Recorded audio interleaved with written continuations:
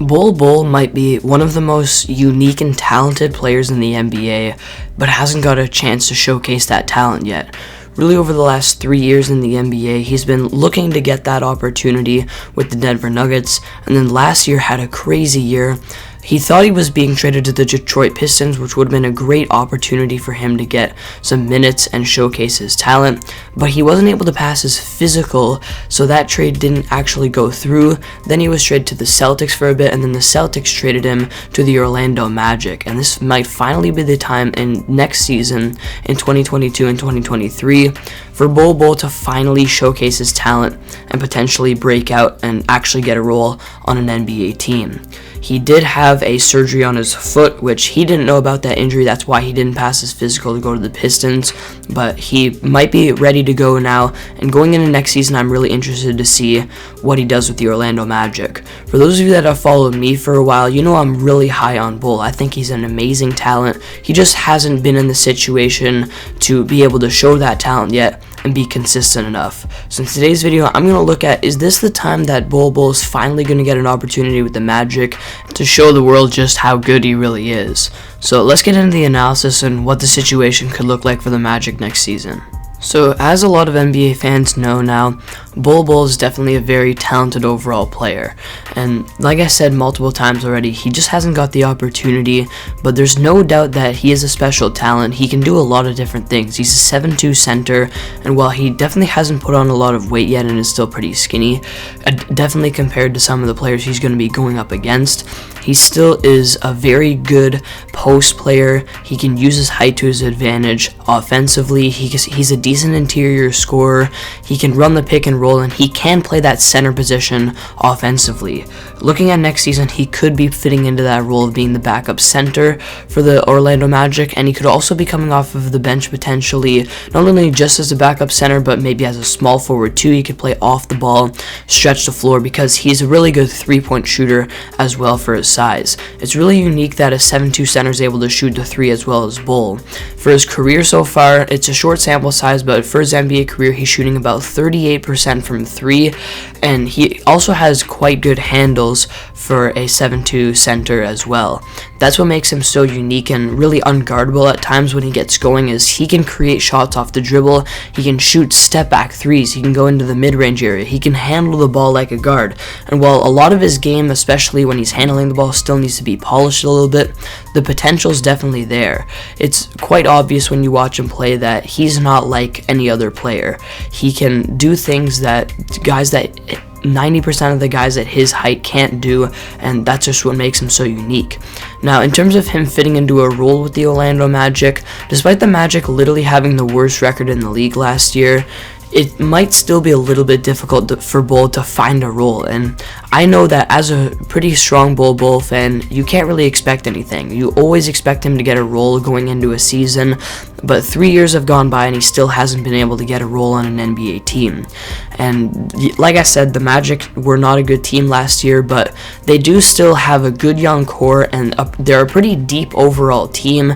They have the Wagner brothers, they have Mo Bamba still, who might be being shot by the Magic, might be traded. His free agency situation is interesting, so if he leaves, that could open up a spot for Bol, but they still do have some pretty good depth off of the bench. And overall, I'm not going to name everyone, but they can run pretty much an 8 to 10 man rotation of some pretty solid young guys coming in and providing some energy for them. So overall, it still might be a little bit tough for Bol to find a spot, but the difference between what's going on with the Magic and with his old team like the Denver Nuggets is the Magic are actually looking to their future and will be willing to deal with the development process of Bol and willing to see him make mistakes on the court and all that kind of stuff, because that was the problem with the Denver Nuggets, is they weren't willing to give Bol Bol minutes because they didn't want to see him have those turnovers, be lazy on defense at times, because they thought that they were a contending team team that wanted to win now. With the Magic, they'll be willing to kind of go through that development process with Bol, and even if they do have a deep team, I still think they will be willing to give him minutes.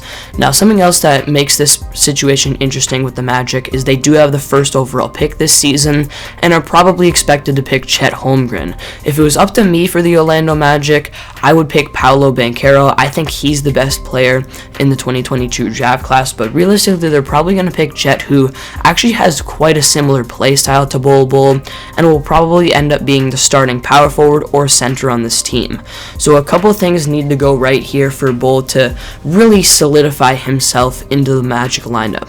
Mo Bamba probably needs to be traded or signed with another team in free agency this year, and the Magic don't draft Chet Holmgren. If both of those things happen, Bol's definitely getting a role on the team this year, and he might even fit in as their starting center. Let's say that both of those things don't happen, and the Magic end up with both Mo Bamba and Chet Holmgren on the team. I wouldn't be surprised to see Bol start the season not getting that many minutes and maybe getting none at all. But I think, again, because the Magic are more of a developing young kind of team right now and they're moving in that direction with their franchise, he could kind of slowly start to get integrated into the lineup as the season goes on. Now, let's say one of those things happen. Either Mo Bamba stays with the team or Chet Holmgren gets drafted and the other player is not on the team. Then you could see Bol potentially getting some minutes off of the bench, fitting into a backup center role potentially, and getting some consistent minutes off of the bench and fitting into that role. I think that's really all that needs to happen for Bol, because throughout his NBA career, I feel like a lot of the time when he's able to get into the games, he's trying to do too much because he thinks he has so much to prove. If he's able to get consistent minutes, he's going to be able to get into a rhythm and fit into a role, and that's when he's going to be able to showcase his talent the most.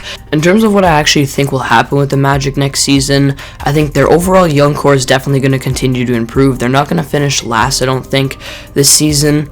They'll probably get up to about at least 25, maybe about 30 wins with their pretty talented and deep young core, and I think they will be moving away from Mo Bamba. He seems like he doesn't really want to be there. He had a good season last year, really showed his value as a traditional big man, a pretty good lob threat, a good rebounder, very good rim protector, and overall defender, but I think the Magic will probably be moving away from him, probably end up trading him, and I don't think he's going to start the season with the Orlando Magic. I think they should draft Paolo Banchero this year in the NBA draft with the first overall pick, but they probably will end up drafting Chet Holmgren. That'll make an interesting duo with Chet and Bol Bol.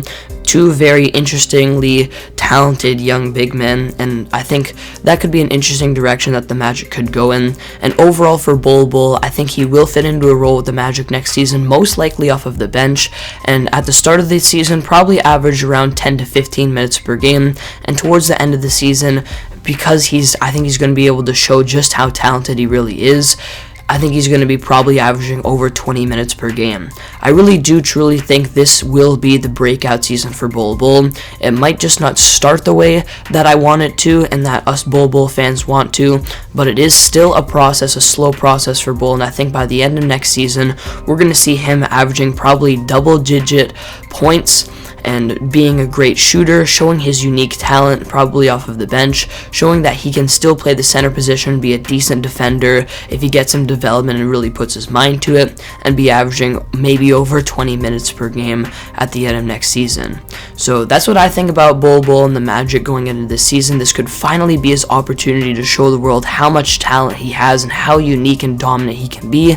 So thank you guys for watching today's video, and make sure you comment down below your thoughts on Bol Bol and the Orlando Magic going into next NBA season 2022 and 2023. Thanks for watching, and I'll see you all next video.